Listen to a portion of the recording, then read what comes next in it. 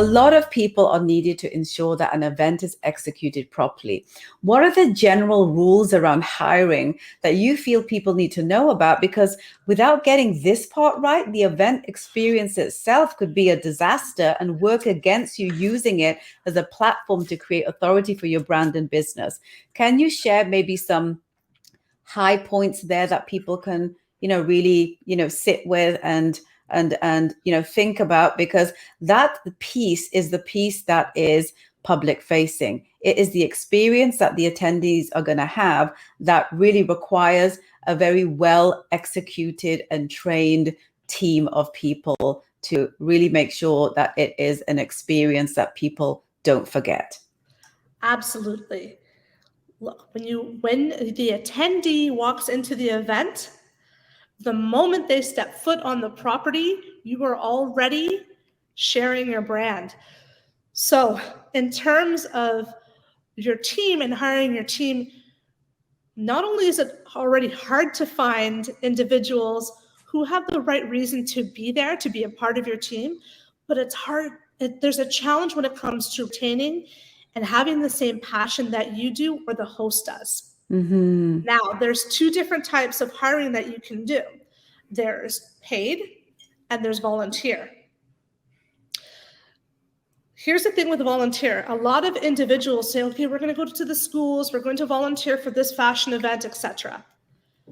But you have to really hone in on what department or what type of student you want to come. Because if it's a fashion event, but you want them to execute an event, if they're a fashion student, then that might not work well for you. Mm-hmm. They don't have the skill set. They don't have the skill set, but also that's a catch-22 because you can mentor. Mm-hmm. So you can, when they come in, when you have your meeting before it starts, you can ask them, what do you want to learn about events? Here are your key leaders that we have that can provide that experience for you so you know for your future. But that, to me, volunteer is very important to me, but what's even more important is their energy exchange and what they learn from the experience. Because if they come on and you're just giving them a laundry list of things to do and you're not helping them or you're not answering their questions, then why are they going to give their all for your clients, for your good? Okay? So that is the number one tip for volunteers. And if you're good, the volunteers will follow you for years. Right. Raj, you know We've had that. Absolutely. We still have it. Yes. We still have the youth who have now graduated, who now I mentor. So that's the value of understanding an energy exchange for volunteer. Now, paid. With events, it's not necessarily a full-time job. And we're going to touch upon it later on. It's not necessarily a full-time job. So you have to find individuals who are loyal, passionate. They're there for the right reason, and they want to continue to learn. So marketing, PR, background, advertising are things that I look to when I hire these individuals. And just a tip, the individuals that I have hired now were once volunteers. I love that. So this is important, guys, for you to really think about, because people who do this for a living expect to get paid. And your expectation as someone that hires them is that they have a higher, commitment level, discipline level, and also come with certain, skill sets that you're hiring them for. People who are coming in from a voluntary perspective, it's going to be a longer onboarding game to train them. But the advantage is that it gives you the opportunity as the person that is able to mentor their journey, which is, a whole other advantage as well. So, I know from my experience of having done events for about the last 15 years is that a good combination of both goes a long way. So Jen, let's now move this discussion into events today. What an interesting time for, events to be a part of your authority building and your marketing strategy. Let's talk about the obvious. How has the event scene changed post-COVID versus pre-COVID? Okay, so there are different types of event planners. So if you're still not passionate about events during I want to say it's post, then perhaps you might have found a different career in between the last 18 months of events evolving. Mm-hmm. So it's a lot of things that I had lined up with other clients. It would have been a prosperous past 18 months, and that quickly disappeared. Mm-hmm. However, being a part of the events industry for 20 years was the break that I needed to reset. Mm-hmm. So you're asking, how is it, or how has it been? It has been a challenge. It has been a journey. But if it's truly in your blood and that's a passion that you have, you probably would have continued to do events during, which I did. Mm-hmm. Mm-hmm. And I think what the big thing there is, based on what you just said, Jen, is that the entire kind of, evolution of the event experience has changed drastically with kind of the lockdowns, and there not being the opportunity so much for the live experience component of it. So let me ask you this. In-person events are a lot easier to create networking energy, with, online events being a lot more difficult to be able to do that. And again, it's based on some of the things that you've been talking about, that energy exchange, right? Because, interactive experiences are a lot easier to create positive energy flow, because, mixes, mingles, having drinks, going for dinner, live entertainment, these are all kind of directly related to you being able to kind of have that beautiful energy exchange. This is a lot more difficult to accomplish with online events, which has kind of been the way that a lot of, live events have had to kind of pivot during this time period, especially if their objective is to, create, opportunities to make money, right? They obviously needed to figure out how to pivot online. I want to ask you this, from your experience, from the conversations you've been having with a lot of kind of people in the event space, how have they pivoted the opportunity to be able to optimize that kind of quote unquote energy force, from an, live experience to an online experience? Like, what have Okay. they said some of the things are that they've had to do? I want to quickly talk about the different types of individuals that go to events. So Mm-hmm. typically, for in-person events, the individual that goes to attend, they're outgoing. They thrive off of interactions and networking and all the mingling. Now, the opportunity that has happened is that the online events, not only is it a larger reach, you're now worldwide, Mm-hmm. your expenses are lower based on the experience you want to provide, but it also now can include the individuals who may have been protecting their own energies or their social abilities. They have a challenge with it. So you have now opened it up to individuals who might have accessibility issues, who Mm-hmm. can now be a part of this experience. Of course, oh my gosh, digital detox, right? Yes. Like, that's a whole other podcast. But with all of the online events that are happening, we have pivoted with the clients that I did retain and the events that I did on my own was those in-person experiences, the activations that we would have could be directly delivered to the individual's door, Mm. right? So that is a paid ticket to Mm-hmm. attend an online event where you can literally get the sponsorship items or the gift bag delivered to your door, which provides a beautiful curated experience. You Right. can, right? And you have the opportunity, you can wear the 4-inch heels that you wanted and your gown that you're usually uncomfortable in while you're sitting or you're standing. So it all is in the mindset of the individuals planning and the brands who are a part of it. Right. Of course, after a while for an event, you do want that interaction. Online event, you want that interaction. And so the way that you can do it is through breakouts. So you can do breakout networking versus a host or an entire panel continuing to speak. That's a Mm-hmm. different type of, that's an education. But if you want to collaborate and bring in the community, that's what you can do. And that's how I've pivoted. That's how Others have pivoted. And I think now it just gives more of an opportunity to reach more. Absolutely. It's, just to kind of expand a little bit on what Jen is saying here, all of a sudden, this online live experience is allowing you to be able to go into events anywhere in the world. So that's one massive advantage, that live events, are, not so cost conducive because you have to fly out, get hotel, et cetera, et cetera.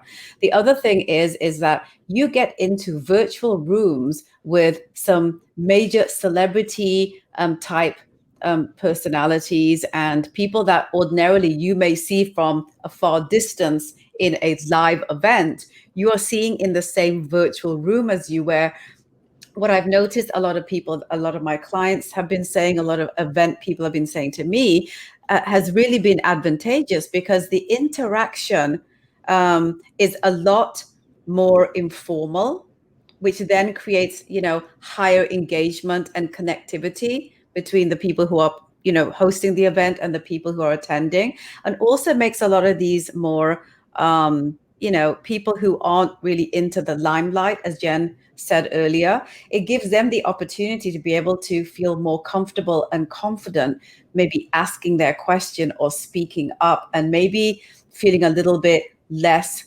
uncomfortable being able to be a part of the discussion. So there's a lot of advantages of the online space. And of course, they're a lot cheaper, right, Jen? It's a lot cheaper to be Absolutely. able to be in those rooms. And I know from, a lot of my kind of, corporate executive clients, a lot of founders, as well as, subject matter expert clients, have been saying to me that it's become a lot easier for them to be in rooms with people that ordinarily, they may never have had the opportunity to be in rooms, because now these same people are also challenged with the same thing. How do I get in front of the consumer? So they are coming down to meeting us where we're at, which is a fundamental, pivot that's happened with events that potentially isn't really there so much. When you're going to a live event, you may not have the opportunity to be able to mix and mingle if you don't have that quote unquote higher ticketed or, VIP, tag ticket, which Jen talked about earlier. So a lot of these things are really worth thinking about, guys. You yourself as a business owner, a creative, someone that's looking to be able to mix and mingle with people that ordinarily you feel that you may not have had the opportunity to, go into these online events because they're very accessible in that environment, and it can really change the game for you. This is why, places like Clubhouse have become, quite interesting, opportunities and platforms for people to exchange their ideas and get known in front of people that, as I mentioned, you'd never be able to have access to, even if you do go to those events, right? That are more live event experiences. Is there anything that you want to add to that, Jen, before we move on? Absolutely. So yeah, there's so many more opportunities by using Clubhouse where you can actually also be a panelist in one of these and share your expertise. But another pre would be a program like Slack. So Right. you can have a conference or an event that you're going to have, but 2 weeks before you can create Slack communities. So if you have different types of panelists, you can have little communities that are subbed, where if one of the attendees really wants to talk to that fashion mogul, they have that. They have Yeah. the accessibility to that, to the media mogul, to the app mogul. It is fantastic what these platforms have done. I wish I had stocks in them before this happened, but there's different things like that. And I just wanted to share, and again, you can reach out to us. There are other ways is like Hopin, Event Mobi, all of these types of programs that are accessible to you. Our automation is key nowadays, right? It will save you so much time. The subscription to those outweighs how much you would pay for a venue. Then you can provide these curated experiences that could be delivered to your end users' homes, which Mhm. is better because then they have it and you can explain to them what the product is versus them grabbing a gift bag at the end of an event and then just going through it not knowing what it is. Right. You have an engaged opportunity to really be able to leverage them being almost one-on-one, which is the feeling you get when you're in an online event environment. I want to ask you this. Those events or those people who, need kind of sponsorship support to kind of be able to activate their events. The online space is a very different ball game to the space in person, because a big part of why companies sponsor live events is the experiential component that comes with it, which isn't so much there when it's a virtual environment. Although, as you mentioned, they can kind of deliver things to your home to give you an interesting maybe plan B to that experience. If you are one of those people that needs to bring in sponsorships, what are some sponsorship leverageabilities that people can do with online events? Like, what do people need to know about? Okay, so sponsorship is also another level of marketing, which again, if you want to execute an event, these are all the things that you have to think about. But then again, you can come to the professionals who are more than happy to help. Sponsorship. Okay, so for online It's such a big sponsorship, animal, right? It's almost like we need to pause for a second, right? And I don't want to diminish other individuals that do social events that want to become event professionals. Mm-hmm. However, it is a journey that you really have to learn. A social event versus a corporate or a beast like what we do is completely different than a one-day event that you do. So sponsorship is key. If you're looking to do an event, you have to have that sponsor deck, baby. And if you don't know what that is, come to Raj, come to me. We can explain that to you. We can help you. In-person events, it's easy. You have the logos everywhere. You have the step and repeat. People take their photos. However, there's a catch-22, right? When it's an in-person event, you have people engaged. Again, these are individuals who have signed up for your event and they are watching. Mm-hmm. So much like you see in all of the television shows, there's product placement. Okay, so when you drink to get a sponsor to sponsor you, when you drink that sip of coconut water or that water, everyone is seeing that. So it's suggested subliminal marketing of your product placement, which you can pitch to your sponsor. There is also, let's say, a sponsor who is doing, let's say cars, luxury cars. You can have a taped segment of that car and the host or one of the panelists in the car during these times experiencing it and why it's a good family car or a good electric car, because people are watching. So how is this being transferred over into the online sponsorship opportunity? Like, what have you seen brands doing outside of your normal billboarding, which is and that's standard? it, right? Yeah. So for instance, I just use the luxury car experience because when you do segments in an online event, you'll throw in a segment, and that's when that sponsorship money that they can put towards your online event is literally showing a commercial. Yeah. You're literally showing a commercial or a product placement. They do it on television. Television is online. So if there's an online event, let's say The View or one of these shows where it's a morning talk show, that to me is an online event where you're watching what they're wearing, you're watching what they're drinking, what they're eating, what's in the background, and that's an opportunity for sponsorship. So think outside the box, put your marketing hat on, and if not, go to YouTube to learn about product placement. And that's a great way to pitch to the sponsor on how they can get within the community that your platform is targeted to, but now it's worldwide. Now it's all of North America. Mm-hmm. And a little tip is that also is a little SEO management, SEO, SEM, and hashtagging during your event and pre-event. And these are the things that aren't really, something you think about, right, Jen? It's really interesting that you're talking about this, because on the flip side, for somebody who perhaps doesn't want to kind of have their own or isn't ready to have their own event in terms of hosting one, you have the opportunity to be a sponsor at someone else's. So you have the opportunity to put your brand in various capacities, depending on the level that you purchase, to put your brand in front of someone else's audience. So that's the other thing that is very advantageous to be able to do. And again, in the online event arena, this allows you to be able to, sponsor events anywhere in the world. So think about that opportunity, guys.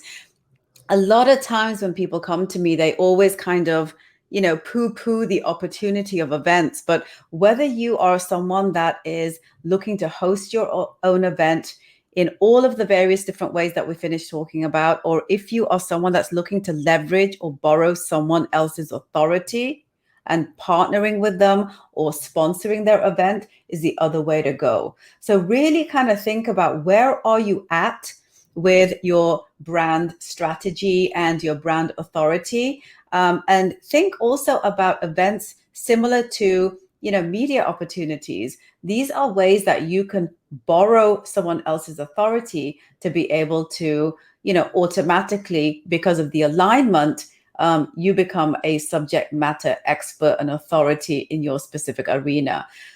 There really is a long way to go in the opportunity of being a sponsor or a partner or a speaker at someone's event. Anything there, Jen, that you want to add before we move on? No, I think that's it. And again, it is a lot to digest. So you can reach out to us for more information. Oh my gosh, absolutely, because there's so much.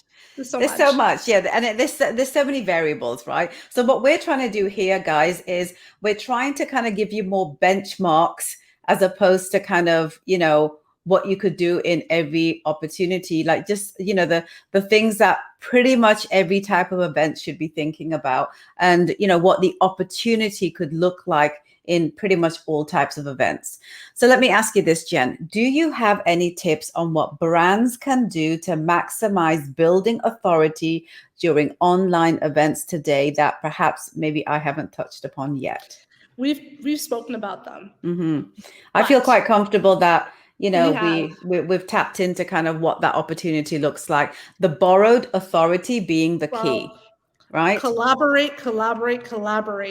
It's the best way to grow your community. You could be a small business owner who is making handmade candles to a super large corporation.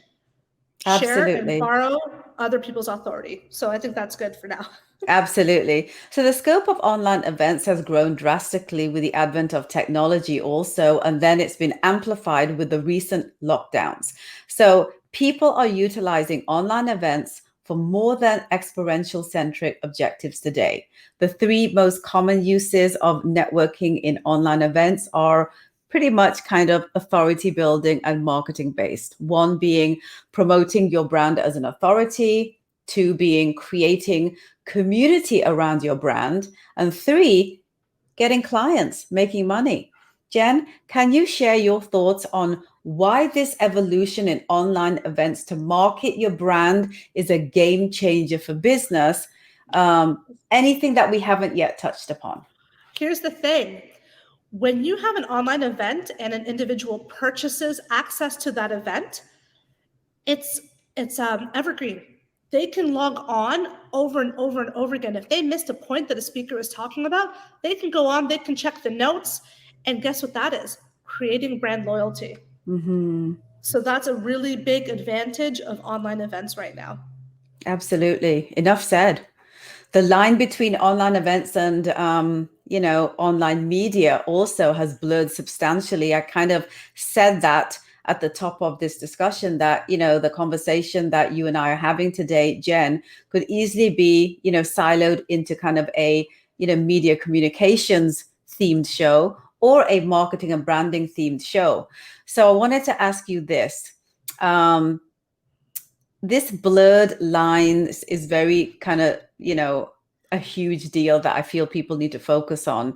And the reason is that it has the same objective, whether you are in online media or whether you are in online events, they both have the same objective of providing value to grow authority, community, and business enterprise. It's why the podcast space it has exploded to this end. And again, like Jen said earlier, and if you're just joining us, I want you to rewind back, and I want you to, watch back, listen back, whatever it is, or read back, and go to that place where Jen said something that I feel is a really important crux of this conversation. And that's this whole idea that events are like TV shows. The construction, the opportunity, the experience of online events is like watching a TV show. And this is similar to kind of the podcast space, and why podcasts have become a really great way to be able to, find people to kind of add to your tribe and to create awareness for. Jen, do you want to add to that at all? I know that you're nodding, and I know that you agree with me. Like, what there do you think could be added to the mix? Because the this whole idea of online events just kind of coming from live events isn't really the full story. It's kind of like the merging of the live event strategy and the TV show strategy coming together, aka online events. Online Your events. thoughts?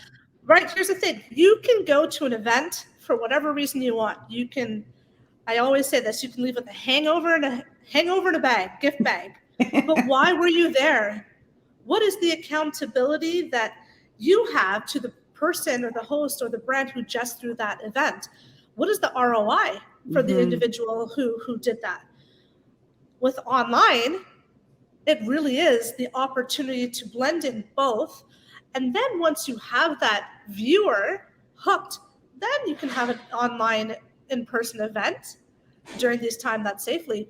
But it's that individual for online can get hooked. They can keep coming back for episode 1, 2, 3, and 4, which really is an online event.